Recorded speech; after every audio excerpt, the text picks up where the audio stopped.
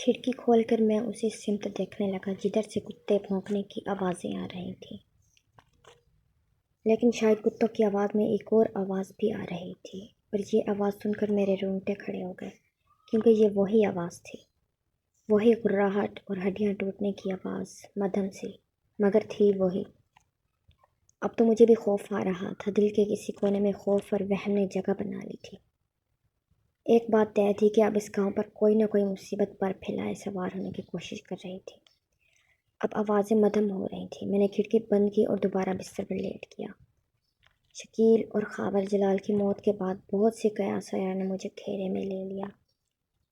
اگلے چند روز تک یہ آوازیں یہی سنائی دیتی رہیں اور پورے گاؤں میں خوف کا سماں ہو گیا۔ جوانوں کی وہ محفلیں جو رات گئے تک چلتی تھیں، وہ اب دن ڈھلتے ہی دم توڑ دیتی، اور گاؤں کی رونق تو جیسے اپنی موت مر گئی ہو۔ میں نے بھی جاب سے جلد واپس آنا شروع کر دیا تھا، اب رات سے پہلے گھر واپس آ جایا کرتا تھا۔ یہ شام 5 بجے کا وقت تھا۔ میں موٹر سائیکل پر سوار جاب سے واپس گاؤں کی طرف آ رہا تھا اور اس اسٹاپ کے پاس پہنچ چکا تھا جس کے راستے پر وہ عمارت موجود تھی۔ کیونکہ میں نے اس راستے سے اب گاؤں جانا بند کر دیا تھا، اس لیے میں جہاں اسٹاپ پر کھڑا صرف اس راستے کو دیکھ رہا تھا۔ جہاں پر جو اکا دکا دکانیں یہاں ہوا کرتی تھیں، وہ بھی اب خوف کی وجہ سے مکمل بند کر دی گئی تھیں۔ میں وہاں کھڑا یہ راستہ دیکھ رہا تھا کہ گاؤں کی مسجد کے سپیکروں سے کسی کی موت کا اعلان سنائی دیا۔ میں نے فوراً بائیک آگے بڑھا دی اور دوسرے راستے سے تیزی سے گاؤں کی طرف بڑھنا شروع کر دیا۔ مجھے گاؤں پہنچنے میں 10 منٹ لگ گئے۔ گھر پہنچ کر میں نے ابو سے دریافت کیا کہ کون فوت ہوا ہے۔ مجھے پتہ چلا کہ تنویر نام کا لڑکا، جس کی عمر 20 سال تھی، وہ دل کا دورہ پڑنے سے انتقال کر گیا۔ اتنی کم عمری میں دل کا دورہ بہت عجیب بات لگی تھی۔ خیر، میں نے پانی پیا اور تھوڑا آرام کرنے کے بعد فوت کے والے گھر جانے کا فیصلہ کیا۔ حسب معمول فوت کے والے گھر کے حالات قیامت سے کم نہ تھے۔ میں میت کا چہرہ دیکھنا چاہتا تھا، اور جیسے ہی میری نظر اس کے چہرے پر پڑی، میرے پاؤں اکھڑ گئے اور میں گرتے گرتے بچا، کیونکہ اس لاش کا بھی وہی حال تھا جو پچھلی 2 لاشوں کا ہوا تھا۔ وہی زرد رنگ، ایسے جیسے کسی نے خون سارا نچوڑ لیا ہو۔ یہ اتفاق نہیں ہو سکتا تھا۔ اب وہاں پر موجود سب لوگ حیران اور خوفزدہ تھے۔ 3 فوتیاں، تینوں کو دل کا دورہ۔ ہر کوئی بات کر رہا تھا کہ یہ سب اتفاق نہیں ہو سکتا۔ خیر، اب میرے شک کا دائرہ مزید جان پکڑ گیا جب میں نے سنا کہ تنویر بکریاں لے کر اس طرف گیا تھا جہاں وہ عمارت تھی، اور جب گھر آیا تو وہ کافی ڈرا ہوا تھا، جیسے اس نے کوئی خوفناک شے دیکھ لی ہو۔ پھر وہ بکریاں لے کر ڈیرے پر چلا گیا۔ وہاں سے جب کافی دیر سے واپس نہیں آیا تو اس کا بھائی اسے دیکھنے گیا۔ اس کے بھائی کو وہاں ڈیرے کے مکان سے تنویر کی لاش ملی۔ ڈاکٹر نے بتایا کہ وہ مر چکا ہے اور مرنے کی وجہ ہارٹ اٹیک بتائی۔ خیر، میں جنازہ پڑھ کر واپس گھر آ گیا۔ عجیب سی کیفیت تھی ہر طرف۔ وہ گاؤں جو اتنا پر رونق تھا، چند دنوں میں سنسان سا لگنے لگا تھا۔ نہ بچے گلیوں میں کھیل رہے تھے اور نہ ہی اتنا شور و گل تھا اب۔ آنے والے 10 دن بہت بھاری گزرے، کیونکہ ان 10 دنوں میں 5 اور اموات ہو چکی تھیں اور ان کا بھی یہی حال تھا۔ خوف کا یہ عالم ہو چکا تھا کہ کچھ لوگ تو گاؤں چھوڑ کر جا چکے تھے۔ رات کے وقت کتوں کے بھونکنے کی آوازیں اور اس سائے کی گھرراہٹ، گاؤں کے لوگوں کی موت، ان سب باتوں نے ہر طرف موت کی صورت اختیار کر لی تھی۔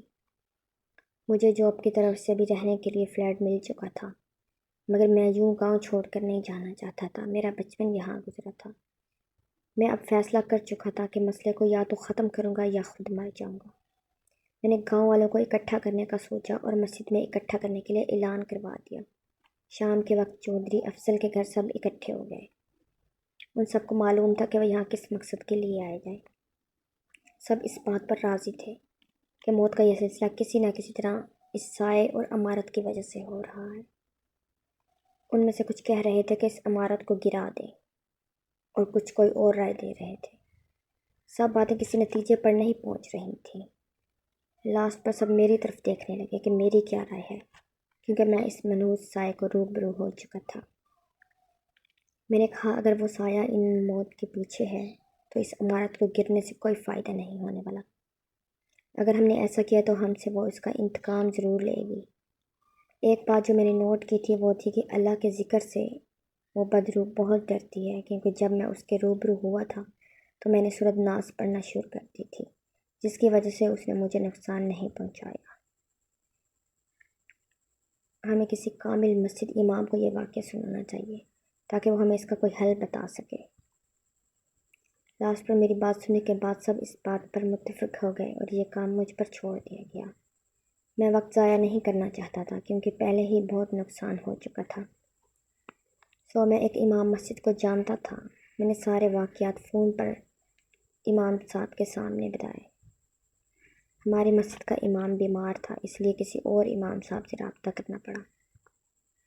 امام صاحب نے خاموشی سے ساری باتیں سنی اور کہا کہ یہ بہت ہی خطرناک سایہ ہے، اس کو ختم یا بھاگنے کے لیے مجھے میرے استاد کی ضرورت پڑے گی۔ میں نے کہا امام صاحب جو بھی کرنا ہے آپ نے کرنا ہے، جلدی کریں، ہر روز گاؤں میں موت ہو رہی ہے۔ امام صاحب نے کل صبح کا وقت دے دیا۔ خیر ہر بات فائنل ہونے کے بعد سب اپنے گھروں کو واپس چلے گئے۔ وقت کافی گزر گیا تھا، آج بھی گاؤں سنسان تھا۔ میں گھر آ گیا۔ میں اور میرے ابو آج گھر اکیلے تھے، چھوٹا بھائی شہر میں پڑھتا تھا، اس لیے وہ کبھی کبھار ہی گاؤں آتا تھا۔ ویسے بھی ان واقعات کے بعد ابو نے اسے زیادہ گاؤں آنے سے منع کر دیا تھا۔ خیر کھانا کھانے کے بعد میں بستر پر لیٹ گیا۔ حسب معمول آیت الکرسی اور 4 کل پڑھ کر آنکھیں بند کر لیں۔ نیند نے کب مجھے آ لیا پتہ نہیں چلا۔ ایک عجیب بدبو کی وجہ سے میری آنکھ اچانک کھل گئی۔ بدبو بہت گندی تھی جس کی وجہ سے سانس لینے میں دشواری ہو رہی تھی۔ گھڑی پر ٹائم دیکھا، 1:18 ہوئے تھے۔ میں اٹھا اور باہر کی طرف آ گیا۔ غور کرنے پر محسوس ہوا کہ یہ بدبو صرف میرے کمرے میں ہی آ رہی تھی، باقی کہیں سے نہیں۔ میں واپس اپنے کمرے میں آیا، پھر سے وہی گندی بدبو۔ اچانک کھڑکی کھولی، جیسے ہوا کے جھونکے سے کوئی سیاہی مائل دھواں کمرے میں داخل ہونے لگا۔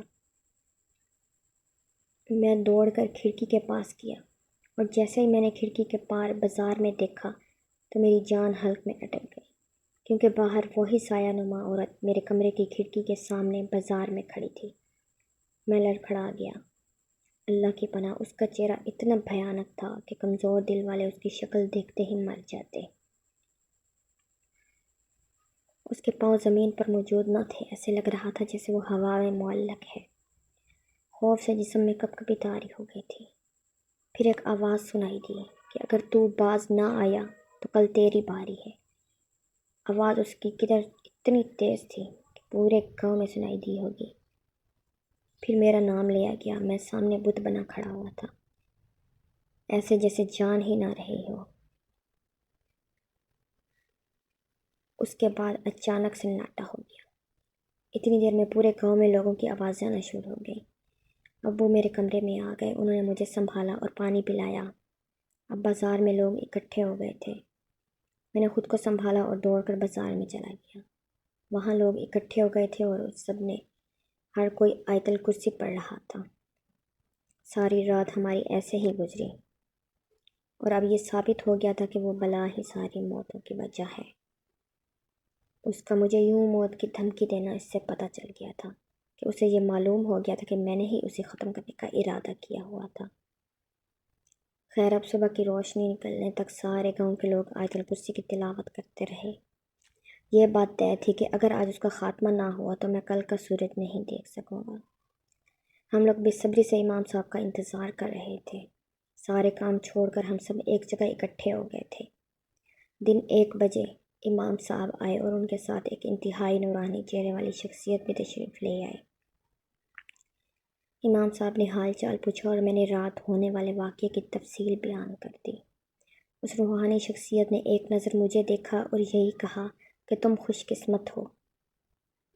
اس نے کہا کہ اس وقت کم ہے، چلو عمارت کی طرف۔ سب لوگ عمارت کی طرف بڑھنے لگے۔ میں امام اور روحانی شخصیت کے ساتھ چلنے لگا کیونکہ انہوں نے مجھے اپنے ساتھ رہنے کو کہا تھا۔ جیسے ہی ہم گاؤں سے باہر نکلے آندھی آ گئی۔ یہ آندھی کا موسم نہیں تھا۔ امام صاحب نے کہا کہ اس بلا نے اپنا کام شروع کر دیا ہے۔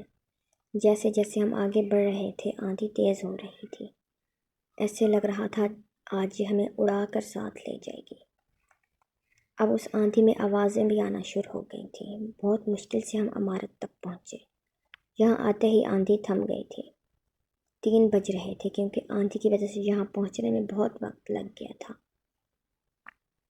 اب اس روحانی بابا نے زمین پر ایک بہت بڑا دائرہ کھینچ لیا۔ یہ دائرہ اتنا بڑا تھا کہ میں اور گاؤں سے آنے والے سارے لوگ اس دائرے میں آ گئے۔ اب بابا نے ایک اور چھوٹا دائرہ کھینچا، اس میں امام صاحب اور خود بابا بیٹھ گئے۔ بابا نے ہمیں کہا کہ اس دائرے سے کوئی بھی باہر نہ نکلے ورنہ ہم سب مارے جائیں گے۔ خیر، بابا نے قرآنی آیات کی تلاوت اونچی آواز میں شروع کر دی۔ پہلے تو کچھ نہ ہوا، مگر 5 منٹ کی تلاوت کے بعد عمارت سے چیخوں کی آوازیں آنا شروع ہو گئیں۔ ایسی آوازیں آ رہی تھی جیسے ہزاروں بلائیں رو رہی ہوں۔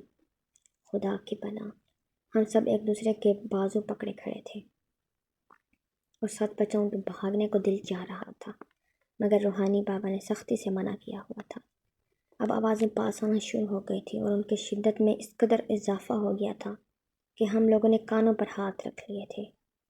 بابا جی اب اور تیزی سے تلاوت کیے جا رہے تھے۔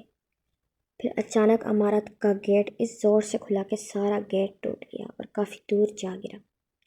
اب ایک بہت ہی خوفناک مخلوق اس راستے سے باہر نمودار ہوئی۔ یہ اتنی بھیانک تھی کہ گاؤں کے کچھ لوگ بے ہوش ہو گئے۔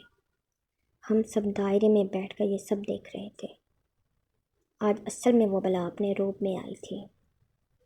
چہرہ اس قدر بھیانک کہ اسے بھیانک لفظ کم پڑ جائے۔ اس نے آتے ہی سیدھا بابا پر حملہ کرنا شروع کر دیا۔ اس نے حملہ کرنا چاہا مگر دائرے کی وجہ سے وہ ایسا نہ کر پائی۔ پھر وہ ہم لوگوں کی طرف آئی۔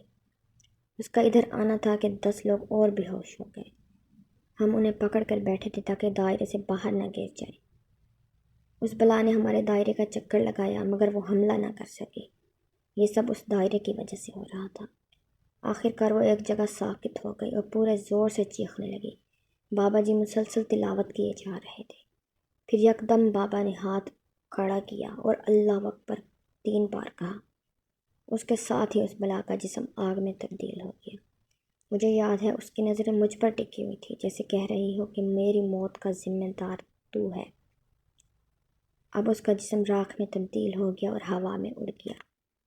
بابا جی نے ایک بار پھر اللہ اکبر کا نعرہ لگایا اور دائرے سے باہر آ گیا۔ ہم نے سب بے ہوش لوگوں کو ہوش میں لیا اور سب دائرے سے باہر آ گئے۔ کھیل ختم ہو چکا تھا، رات خاموش ہو گئی تھی۔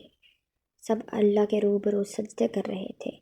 تھوڑی دیر بعد سب واپس گاؤں کی طرف جانے لگے، مگر امام صاحب اور روحانی بابا نے وہیں سے اجازت لے لی۔ آخری بار میں نے پوچھا بابا سے، بابا وہ کیا بلا تھی؟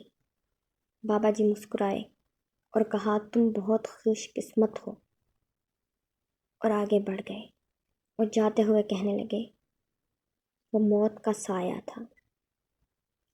کچھ سال ہو گئے مگر مجھے وہ بھیانک دور آج بھی کل کی بات لگتا ہے، مگر میں اللہ سے دعا کرتا ہوں پھر کبھی ایسا وقت نہ آئے۔